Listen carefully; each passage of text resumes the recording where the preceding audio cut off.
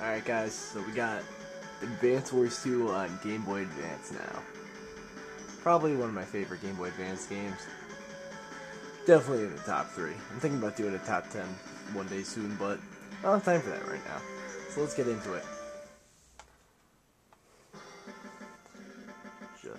There we go. So this is what we get. You get Versus, which is kind of like any, turn-based strategy game. Teaches you how to play, do this mission, do that mission, do a handstand, do whatever I say. I'll tell you what to do, how the units work. We'll get into that. That's what I'm here for. Campaign mode. Fuck, I screwed that up. Anyway, campaign mode is the missions. Versus, you get up to 4 people in the same system. You could link them up if you want, but if you got it, share the love, spread it around. Stop being a little dick and just share your Game Boy. Zoom out a little. There we go. And then you got design room, where you get to make your own maps if you want. I like to, personally, because that gives you an unlimited amount of play options. You get up to 3 maps at a time you can save. Whatever. Once you're bored with them, go back and redesign them. Who cares? CO, you can just change the color of the guys. It's really not that much fun. If you like that, you like that. Link, that's where you link them up. Battle maps, you can buy new maps through points you earn in campaign mode. Go to War Room, another way of Versus. It gives you only a certain number of maps, so I figure go to Versus. So I'm going to show you how this works. I'm probably going to suck, because as much as I'm bad at these games, I like them. I don't know why, so let's show you how it works. So this is how you go about picking your Versus map. You either get the classic ones that come preloaded on. You have a good amount. It tells you up in the top right how many of what kind of units there are. You get your Versus maps that are specifically made for Versus mode.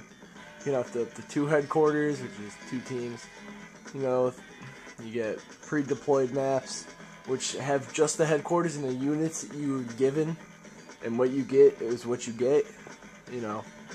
Nothing else is deployed to you. You get 3-player maps, which I've never really done because I'm not good enough to beat one person yet.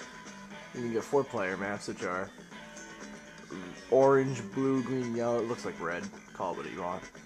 War Room maps, just more maps. There's tons and tons of content in this game. And here are the ones I made. They just say design. I'm not going to show this right now. I'm going to do a very simple map. We'll go to Bean Island. So here's where you get to pick yours. The 4 COs you get are Andy, Max, Sammy, and Flak. They each have their own abilities. Andy repairs. This guy and Flak are brute strength. She's good at infantry. And they each have their powers and superpowers, and I'll get to that. For the hell of it, let's be Andy. And this guy can be Flak. Fog of War is basically everything covers the map. You can only see how much the unit would see. I hate that. Take it off. Choose your weather, how much you get for each building you have. And we'll get to that. So as you can see, I am the Andy. I am on the orange side of the map. Go me. And right here are your bases. There, one hidden here. This is your headquarters. If that gets captured, you lose. You capture theirs, you win. Here are his bases. Very small map, just to show you.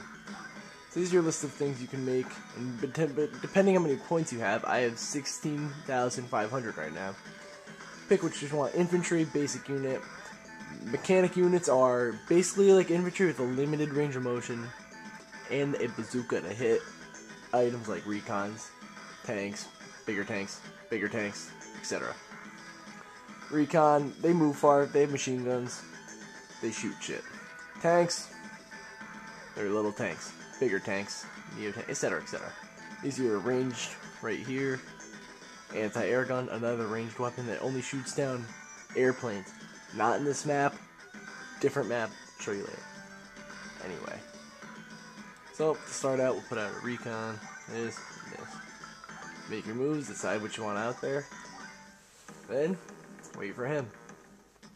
Once he's done making his moves, you can move. Those highlighted areas are anywhere you can move on the map. Obviously, tanks and recons can't climb over the mountains, so you gotta go all the way around them.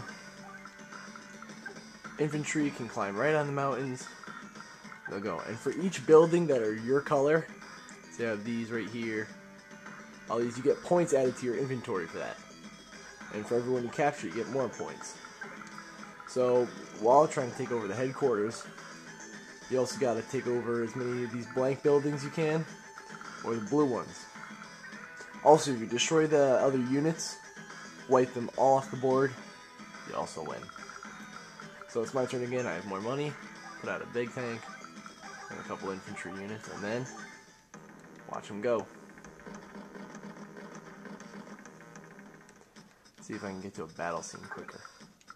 I don't want to make you sit there watching nothing. There we go. So how you engage a battle, you get right up next to a guy. If it's a direct combat unit, hit fire, and watch it go.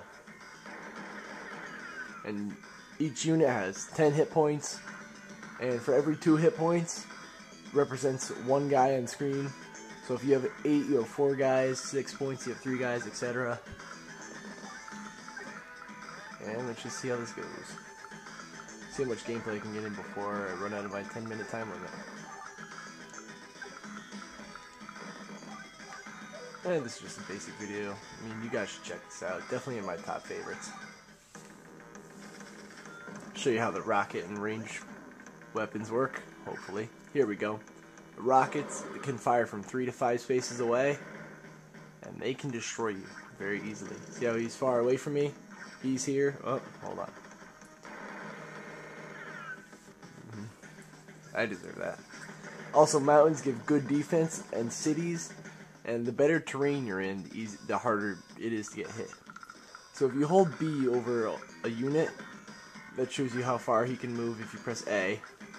On ranged weapons, it shows you where he'll hit. Any of those red spaces, if I'm in those, he can hit me with his rockets. So you don't want to be in that.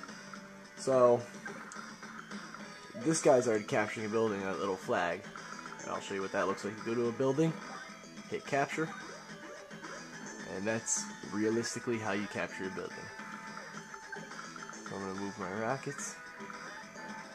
Get them on over here. Now this is fair. Destroy them. That's what you do. Keep playing until somebody captures headquarters, or until you destroy all of these units off the board.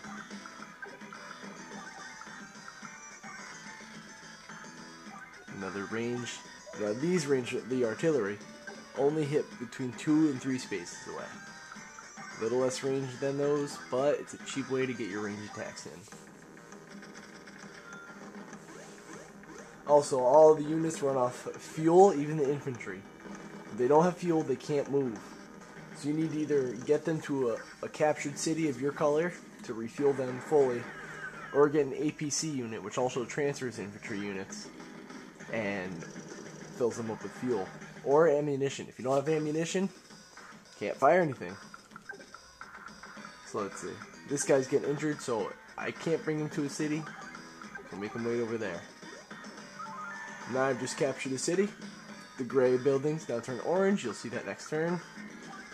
But until then, time to clean house.